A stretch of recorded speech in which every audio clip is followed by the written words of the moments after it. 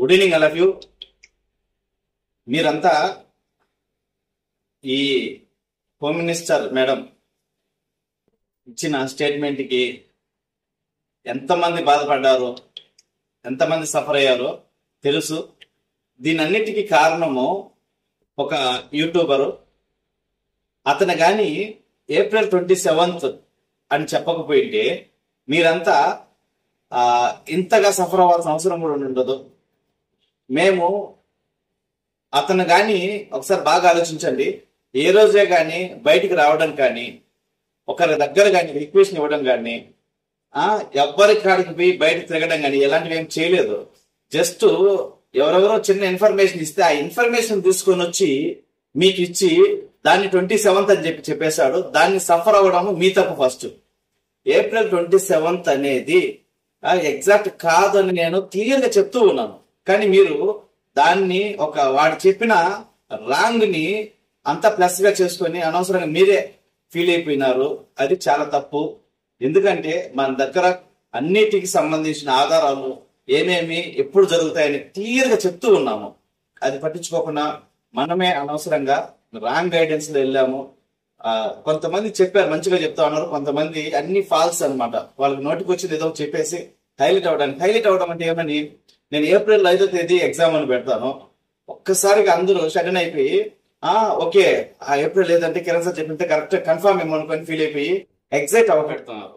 సరే, నేను నా తిండి నేను పెట్టుకొని, నా ఛార్జీలు నేను పెట్టుకొని బయట ఆంధ్రప్రదేశ్ మొత్తం ఆస్పిరెంట్స్ కోసం తిరుగుతూ చేస్తూ ఉన్నాను.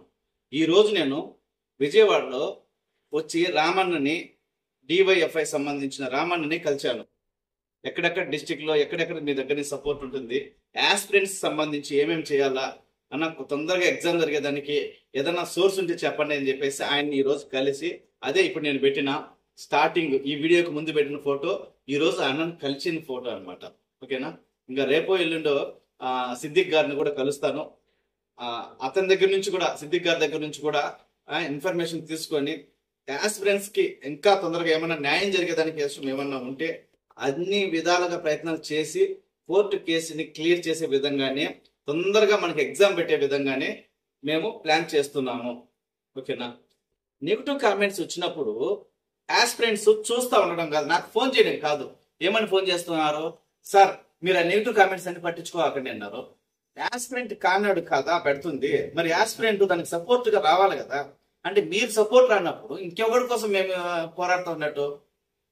మీ వల్ల మాకేమి యూజ్ బాగా ఆలోచించండి. మీకోసం మేము పోరాడితే నాకేమన్నా ఎస్ఐ కానీ, డిఎస్పీ కానీ, సిఐ పోస్టులు ఏమన్నా ఇస్తారా చెప్పండి? అలా అంటే అలాగైనా పోరాడతాం. కానీ ఒక యూనియన్కి నేను సపోర్ట్ చేస్తానా, లేకపోతే గవర్నమెంట్కి సపోర్ట్ చేస్తానా, లేకపోతే ప్రతిపక్షానికి సపోర్ట్ చేస్తానా? ఎవరి కోసం చేస్తున్నాను? ఓన్లీ ఒక ఆస్పిరెంట్స్, నా దగ్గర తిరుపతిలో ఉన్న ఆస్పిరెంట్స్ కోసం మాత్రమే చేస్తున్నాను. నా దగ్గర నా స్టూడెంట్స్ దగ్గర నుంచి కామెంట్ పెట్టియాలంటే ఒకేసారి ఒక 1500 కామెంట్లు రావా? నేను కానీ కామెంట్స్ పెట్టించి రే మీరందరూ కామెంట్స్ పెట్టండి అని చెప్పి అంటే గ్రూప్ లో పెడితే నా స్టూడెంట్స్ నిమిషాల్లో పెడతారు. కానీ మిగిలిన ఆంధ్రప్రదేశ్ లో ఉన్న ఆస్పిరెంట్స్ మొత్తం మీకు నీడ్ కదా, మీకోసమే పోరాడుతున్నారు కదా. అలాంటప్పుడు మీ కామెంట్స్ ఎట్లా పోయినాయి ఆలోచించండి. మీకోసం అని నేను సైలెంట్ అయిపోతే మీ పేరెంట్స్ అంటే మీ అన్నను కానీ, ఇంకా మీకు బంధువులు ఎవరన్నా తీసుకొచ్చి ఒక లీడర్గా ఒక్కడన్నా వచ్చాడా మీకోసము? ఒక్కడొచ్చి, ఒక లీడర్ వచ్చి నేను మీకోసం కష్టపడతాను, చేస్తాను, మీకు జాబులు తెప్పిస్తానని చెప్పేసి ఎవరన్నా మీకోసం ఇంట్లో నుంచి బయట అడుగు పెట్టారా? నేను మీకోసం తిరుగుతున్న ఏకైక వ్యక్తిని మీరు నాకు పెట్టే కామెంట్స్ కూడా సపోర్ట్ చేసే స్టేజ్ లో మీరు ఉన్నారనమాట. ఆస్పిరెంట్స్ ఫైనల్ గా చెప్తున్నాను, ఎవ్వరూ ఫీల్ కావద్దు. ఓకేనా? చదవండి. మీ చేతిలో అంటే మన చేతిలో ఏమీ లేదు. మనం ఏం చేయగలగాలో అవన్నీ చేస్తున్నాము. ఓకేనా? ఏం చేసేదని ప్రతి ఒక్కటి మీకు చెప్పడం వల్ల నెగిటివ్ గా థింక్ చేసి నెగిటివ్ గా పోతున్నారు తప్ప వేరేది అవ్వట్లేదు. కాబట్టి కిరణ్ సార్ ఏం చేస్తారని చాలా మంది వెయిట్ చేస్తున్నారు. దయచేసి ఏం చేస్తారు అనడానికి నిన్న హోమ్ మినిస్టర్ మేడం చెప్పిన వెంటనే నేను ఇక్కడ ఉండడము. రెండోది, నేను చాలా పోలీస్ స్టేషన్లకి వెళ్లాల్సి వచ్చింది. ఓకేనా? చాలా పోలీస్ స్టేషన్లకి వెళ్ళి చాలా సఫర్ అయ్యాను. ఇవన్నీ మీకు చెప్పే స్టేజ్ లో నేను లేను, చెప్పాల్సిన అవసరం కూడా లేదు. కాబట్టి వీలైన కాడికి మీరు సైలెంట్ గా చదవండి. ఎంతలాంటి ప్రాబ్లం ఉన్నా నా ప్రాబ్లమ్స్ నేనే క్లియర్ చేసుకుంటాను. ఓకేనా? మీ వరకు ఏది రానివ్వను.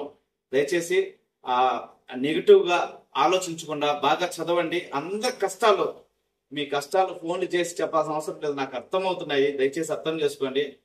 మీకంటే ఎక్కువ నేనే బాధపడుతున్నాను. మీరు చెప్పే దాన్ని నాకు మైండ్లోకి ఎక్కడికో వెళ్ళిపోతుంది. కాబట్టి ఒక విధంగా మీకు ఎంత ఏడుపు వస్తుందో చెప్తా ఉంటే నాకు కూడా అదే ఫీలింగ్ ఉంది. దయచేసి చదవండి. ఇన్ని రోజులు వెయిట్ చేశారు, ఇన్ని సంవత్సరాలు వెయిట్ చేసినారు. కొద్ది రోజులు వెయిట్ చేస్తే లైఫ్ మారిపోతుంది. ఉన్న అవకాశము 24 ఎల్లుండి రాబోయే కేసును కూడా జనరల్ ఆస్పిరెంట్ కి మంచి జరగాలని కోరుకోండి. ఓకేనా? నెగిటివ్ వస్తే ఏం చేయలేని పరిస్థితి.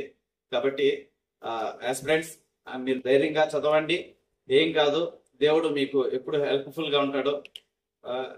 ఎట్టి పరిస్థితుల్లో నెగిటివ్గా ఆలోచించొద్దు. Thank you.